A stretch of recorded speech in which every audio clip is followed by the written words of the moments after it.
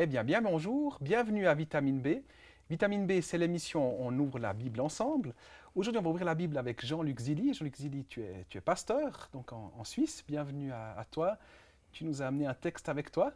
Oui, un texte qui a été très significatif pour moi l'année passée et je me réjouis beaucoup de partager ce texte avec vous. C'est dans le psaume, dans les psaumes, le chapitre 107, les versets 10 à 14.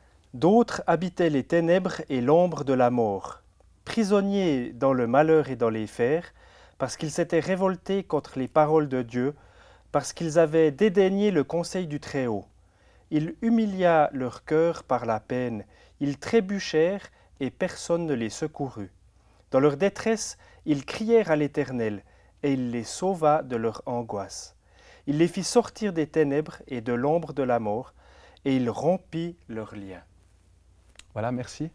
Pourquoi ce texte a-t-il été si important pour toi? L'année passée, lors d'un camp de haute montagne organisé dans le cadre de la Ligue pour la lecture de la Bible, j'ai fait une très sérieuse chute en montagne avec ma cordée. Ça s'est passé comment? Donc vous êtes monté en montagne avec une On était équipe? en haute montagne, vers 3300 mètres d'altitude, pour faire une belle course. Et Ah, il y a les neiges éternelles, donc. Hein? Ouais. dans les Alpes, c'est le cas, il y a de la neige toute l'année. Et on est arrivé à un endroit où je suis monté sur un gros bloc de rocher qui me paraissait très, très solide, très, très stable. Et au moment où j'étais sur ce bloc, eh bien, il s'est détaché de la montagne et on est parti dans une chute d'environ 100 Donc mètres. vous êtes parti avec le bloc, donc vous avez roulé avec Voilà, le bloc? avec le bloc qui a explosé. Une partie de la chute s'est faite dans un pierrier, accompagné de ces pierres qui étaient le résultat de ce bloc qui a explosé. Et puis l'autre partie sur une pente de neige très forte, un névé. Puis là, vous avez glissé, et puis qu'est-ce qui s'est arrivé? Alors on a plutôt fait un roulé-boulé. Ouais. Et puis à un moment donné, il y avait une petite faille dans ce névé. Et mon second de cordée a pris les deux jambes dans cette faille. Et moi, une jambe. Là que vous étiez en train de tomber, je crois que l'équipe en dessus, il y a quelqu'un qui a crié quelque chose. Voilà, alors il y a eu deux événements pendant cette chute. Moi, j'ai estimé que la chute avait duré 8 secondes. Oui. Mais donc le directeur du camp, Stéphane, a crié 2 fois Jésus, Jésus.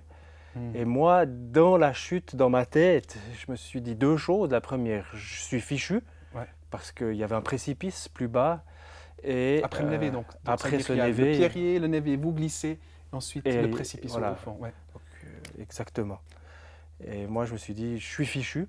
Et la deuxième chose, ça a été Jésus, il faut que ça s'arrête. Il nous a, quelque part, il nous a conduit dans cette petite faille, dans ce névé. Il y avait une petite fissure. Et voilà, ça nous a bloqués. Moi, C'est vraiment incroyable, c'est vrai, hein, j'en conviens. Mais moi, la D'ailleurs, première les question policiers qui me vient, mais pourquoi Dieu permet des choses comme ça? À la lumière de ce texte, hein, c'est dit parce qu'il s'était révolté contre les paroles de Dieu, parce qu'il les avait méprisé les conseils du Très-Haut. Est-ce que en tant que pasteur, tu as méprisé les conseils du Très-Haut pour qu'une chose comme ça t'arrive? J'espère pas. C'est difficile hein, de dire. Là, on touche avec cette question à la notion vraiment de la souffrance, du pourquoi de la souffrance. Et tout de suite, avec les participants du camp, dans les échanges qu'on a eus après, c'était cette question. Si Dieu a permis le miracle de nous stopper, pourquoi est-ce qu'il a permis que cette pierre se dérobe et qu'on fasse cette chute?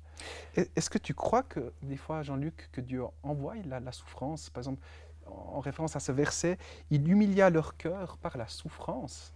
Qu'est-ce que tu penses des fois, Dieu est l'auteur de choses comme ça? On a tourné cette question dans tous les sens. Pour moi, ma réponse, ça a été de dire Dieu n'est pas l'auteur, il permet. C'est une petite différence. Il permet certaines circonstances dans nos vies, il permet certaines choses des fois difficiles. Là, j'ai pas tout capté encore ce que cela signifie pour moi. Il met en place des règles hein, aussi, c'est-à-dire on marche sur une pierre qui bouge, en principe la pierre tombe. En principe. Ouais. Après, pourquoi est-ce qu'il permet qu'on marche dessus? Complètement. Ouais, c'était peut-être plus simple de... Mais disons, bon, c'est vrai que l'accident en montagne est très spectaculaire en termes d'effets. Par contre, des malheurs, il en arrive à plein de personnes dans des lieux très, très anodins. C'est moins spectaculaire, mais c'est souvent tout aussi grave. Un clin d'œil, je crois que vous avez aussi, c'est qu'on vous avait demandé d'enlever vos crampons.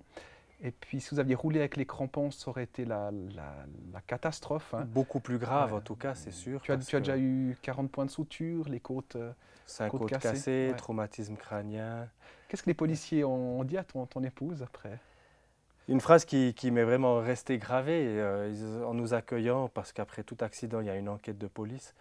Et quand on est allé faire la déposition au poste, il a dit « Bonjour madame, on devrait vous accueillir toute seule et vous expliquer comment votre mari est décédé en montagne. » Alors ça a été un peu un choc de voir que ces policiers spécialisés de la montagne, pour eux, vraiment, je ne devais pas être là. Ils avaient survolé le lieu de l'accident avec l'hélicoptère, ou pris des photos, ou vu les photos des guides, je ne sais plus exactement comment ça s'est passé, mais voilà, donc pour eux, je ne devais pas être là. Ma femme devait être veuve et ils devaient essayer de lui expliquer ce qui s'était passé. Et aux personnes qui disent mais c'est juste un concours de circonstances, en fait c'est quelque chose de humain, terriblement humain, Dieu n'a rien à faire là-dedans, tu leur réponds quoi? Je leur réponds personnellement que dans beaucoup de circonstances, des fois autres de la vie, j'ai pu voir Dieu agir d'une façon assez précise, assez concrète. Pas toujours. Tu crois alors à la fidélité de Dieu? Tu crois à complètement, Dieu vraiment. Qui agit? Je crois à Dieu qui pourvoit, je crois à Dieu qui est souverain, je crois à Dieu qui conduit, qui dirige.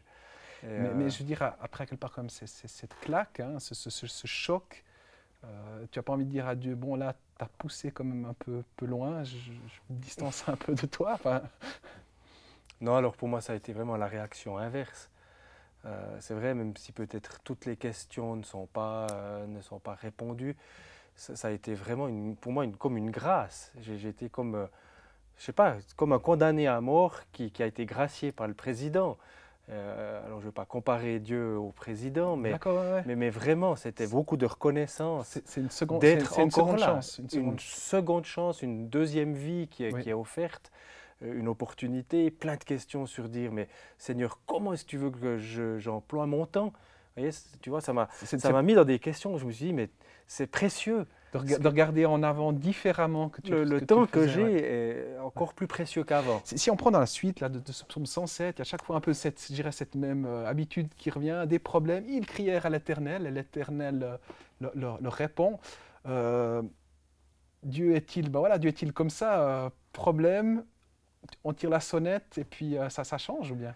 Il y a à chaque fois la victoire, il y a à chaque fois une solution au bout? Alors très sincèrement, François, j'espère pas. Ouais. Moi, j'espère que dans notre apprentissage de chrétien, eh bien, on acquiert cette maturité où on est attaché à Dieu en toutes circonstances. Pas seulement quand on en a besoin. Ce serait triste si on était des chrétiens qui ont des temps privilégiés avec Dieu ou font appel à lui uniquement en cas de grand stress ou de grands problèmes. J'espère vraiment qu'on peut être ces chrétiens fidèles, confiants, qui peuvent lâcher leur vie entre les mains de Dieu dans les bonnes et dans les mauvaises circonstances. Jésus est mort pour nos péchés. C'est dit aussi qu'il a pris sur lui toute souffrance, toute la souffrance de l'humanité. Comment tu expliques alors qu'il a pris sur lui toute la souffrance? On souffre toujours. Là aussi, c'est une bonne et grande question. Dieu n'a pas non plus promis qu'il n'y aurait plus de souffrance. Par contre, il a promis que dans les souffrances, dans les moments difficiles, il serait avec nous. Et moi, j'aime beaucoup cette notion de Dieu qui est là, qui nous entoure, qui nous porte, qui est là dans les moments les plus difficiles. Et c'est peut-être là où nous, on le sent le moins. On a l'impression que Dieu nous a oubliés, mais c'est certainement les moments où Dieu est le plus proche de nous. Donc il y a peut-être une espèce de mensonge qui est venu dans nos têtes de dire que si on croit en Dieu, il n'y a plus de souffrance, il n'y a plus de malheur. Ouais. Ça, ce n'est pas vrai. Par contre, Dieu est avec nous dans ces moments difficiles. Et beaucoup de personnes peuvent témoigner que dans des moments difficiles, Dieu a été vraiment leur secours. Un petit peu plus loin, au verset 24, c'est dire « Ceux-là virent les œuvres de l'Éternel et ses merveilles au milieu de l'abîme ». Donc là, on voit des gens qui voient Dieu à l'œuvre. Il dit, et il fit souffler la tempête. Donc, ces gens qui étaient en bateau, qui souleva les flots de la mort, la mer, pardon. Ils montaient vers les cieux, ils descendaient dans l'abîme. Leur âme était éperdue en face du danger. Saisis de vertige, ils chancelaient comme un homme ivre, et toute leur habileté était anéantie. Dans leur détresse, nous, ils crièrent à l'Éternel. Donc là, on voit, c'est comme si Dieu envoyait des hauts et des bas, des fois, dans la vie des gens. Moi, je n'arrive pas à mettre ça en relation avec... C'est donc dans la Bible. De l'autre côté, la Bible nous parle d'un Dieu d'amour. Comment on met ça en relation? Il n'y a pas une opposition, là? Non, je ne crois pas. Je pense que Dieu, vraiment, dans son amour, veut nous apprendre, veut nous conduire plus loin. Et puis, c'est ça, moi, il y a aussi cette notion beaucoup de la maturité. Alors, c'est vrai, est-ce que nous sommes des gens qui apprenons dans la facilité? Mais je pose des grandes questions. Hein, Oui. c'est difficile, mais je pense que Dieu, qui aime vraiment nous voir attachés à lui en toutes circonstances, Dieu est un Dieu jaloux. Et moi, j'ai vraiment ce sentiment que Dieu aimerait nous aider à aller plus loin avec lui. Tu penses qu'il éprouve notre fidélité, en fait? Aussi, oui. Oui, d'accord. Alors, il envoie la souffrance pour éprouver notre fidélité? Ou il la permet. Il la permet, d'accord. C'est important comme nuance. Hein. Souvent, on entend parler, mais le bon Dieu, il a fait ci, il a fait ça. Et combien de personnes ont malheureusement utilisé cet argument pour s'éloigner de Dieu? Oui, tout à fait. En disant, si Dieu était là, tout cela n'arriverait pas. Mais combien de personnes aussi ne laissent pas la place à Dieu dans leur vie? Qu'est-ce que tu dirais maintenant à des personnes qui ont peut-être vécu des circonstances similaires, mais ils n'ont pas été arrêtés par la faille, ils sont tombés dans le précipice? Je me suis posé la question pour moi-même. Je me suis dit, voilà, j'aurais pu partir à ce moment-là, hein, si Dieu n'avait pas voulu conduire les choses différemment. Y a-t-il un favoritisme alors? On sent des fois sur la vie de quelqu'un je dirais comme une grande protection, et sur d'autres personnes, j'ai envie de dire, ils ont beau faire tout le bien, mais ils ont tous les malheurs du monde. Moi, ce que j'ai réalisé, c'est que le nombre des jours de notre vie est dans sa main également. Ça ne nous appartient pas. Je crois que beaucoup de personnes sont dans une inquiétude vraiment très grande par rapport à cette peur de la mort et du départ. Et cela ne nous appartient pas. Je pourrais ne plus être là, je suis là. Je suis très heureux d'être là, je suis très reconnaissant d'être là, mais ça ne m'appartient pas. Donc cette expérience t'a donné on peut dire un lâcher-prise, une confiance en un lâcher-prise et une appréciation de la vie encore plus grande qu'avant. J'ai toujours aimé la vie, mais j'arrête pas de dire depuis qu'elle est belle, qu'elle est précieuse, qu'il faut prendre soin de presque chaque minute parce qu'elle compte et puis qu'elle a une grande valeur. Voilà, nous arrivons à la fin de notre émission, nous te remercions. On peut dire en résumé, donc la vie est belle, la vie est belle, que la vie est précieuse. Nous remercions Jean-Luc d'avoir participé à cette émission. Et peut-être confiez-vous vous aussi à l'Éternel si vous êtes dans la souffrance, dans la détresse, si peut-être vous avez perdu courage, peut-être votre vie est juste en train de tomber. Criez à lui. S'il a répondu pour Jean-Luc, peut-être qu'il va aussi répondre pour vous. Je vous remercie de nous avoir écoutés et à une prochaine.